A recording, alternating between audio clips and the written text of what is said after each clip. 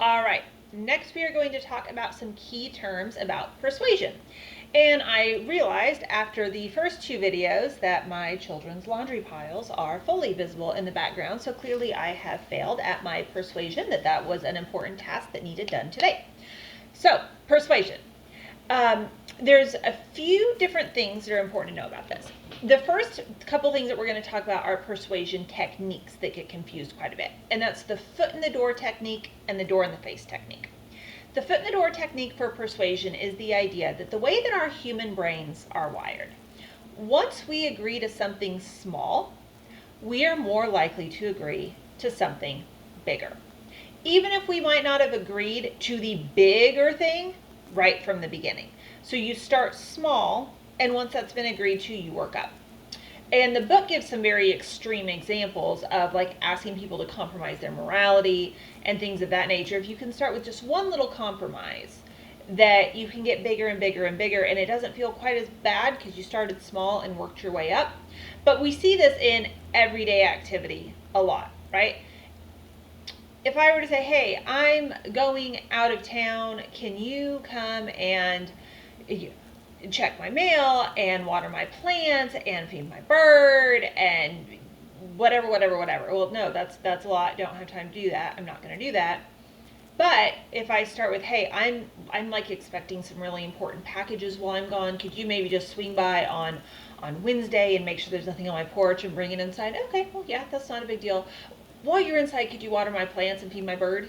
Well, okay. And while you're there, could you, and it grows and grows and grows. And you might know people who tend to do this quite frequently, right? This idea of you give an inch, they take a mile. Because human nature, once you've gotten somebody to agree to something, it's easier to get them to agree to more things because we want to feel like we're being reasonable people, right? We want to feel like we're being helpful people. Now, the opposite of this is the door in the face technique. And the door in the face technique is the idea that if I want to get you to agree to something, I can start with a huge request that you're going to say no to, because then shrinking it down to the small request doesn't quite seem like as big of a deal. And people don't want to feel like they're obstinate and just saying no to everything. So they will likely agree to the smaller ask. So for example, if I had started with the first one of maybe what I actually want you to agree to is to come get that package off my porch. That's really all I care about. That's what I want you to agree to. And so maybe I start with, hey, I'm out of town. Could you please swing by my house like 3 or 4 times this week and feed my bird and water my plants and check my mail and whatever? No, I can't do that. I don't have time to do that. Okay, could you at least please just come by on Wednesday and grab something off my porch? I'm expecting something important, right? The person is more likely to do that if I've already presented the bigger picture and said no. Because again, you don't want to feel like an unreasonable person. I asked you this huge thing that you felt perfectly justified saying no to because this was unreasonable, right? I'm just asking you to do like 10 hours of chores for me while I'm gone. That's unreasonable. Anybody has the right to say no to that. That's crazy.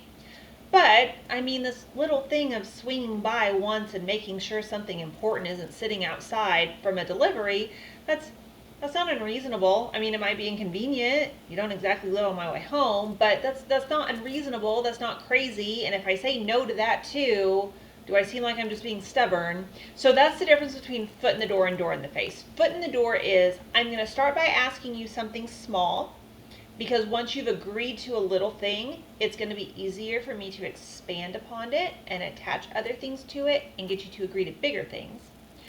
Door in the face is the opposite of I'm going to start by asking you for something really big, knowing that you'll probably say no, because then the smaller thing I ask you to do seems more reasonable, and you'll probably say yes because you'll feel guilty that you've already told me no for the other thing.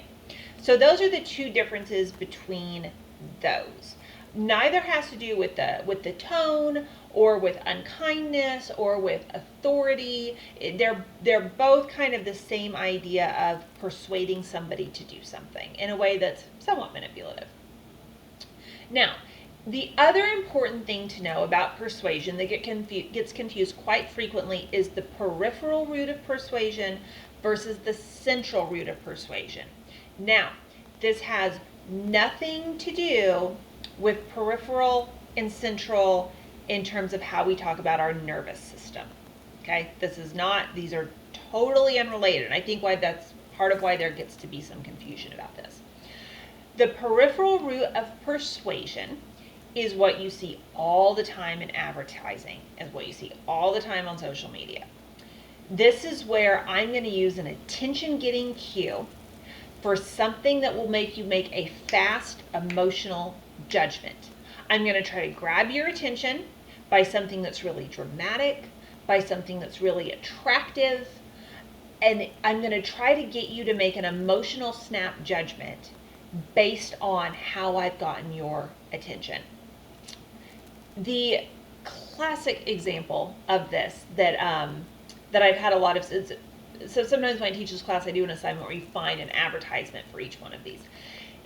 If you remember years ago, if you know who Paris Hilton is, right? She was very famous for a very long time. And she did this commercial for this fast food restaurant where you had this supermodel beautiful woman sitting on a car in a bikini eating a fast food burger. And it was an ad for this fast food restaurant, right? That's an example of the peripheral root. This person is attractive and famous and glamorous, and she still goes to Hardee's. I think it was for Hardee's. It was Hardee's or Arby's or something like that. And the idea that this would be this fast emotional judgment of, well, yeah, a burger from Hardee's doesn't sound too bad, and she eats Hardee's burgers and still looks like that in a bikini. They must not be that unhealthy, and well, all kinds of things, but it's meant to be something attention-getting that's going to be a fast emotional judgment. You also see this quite a bit in things like ads that would try to convince you to not wear fur based on showing those like shock images of how animals are skinned for fur, right? It's attention getting, it's graphic. We're trying to convey an emotional response of, I feel so bad for these animals, I'm never wearing fur again. That's the peripheral root of persuasion, okay? And the peripheral root on its own does not tend to have very long-term attitude change. It is very susceptible to what is that next best thing that there is an ad for. That's why you often see the peripheral root followed up by limited time offers, right? You see this amazing thing being advertised on social media because it's always listening, and we think about something and we see an ad for it. We see this amazing thing advertised on social media and the sale ends tonight. Now that I've clicked that ad, if I close out of this window, I don't get my buy one, get one half off. I don't get my special mystery gift. I don't get whatever.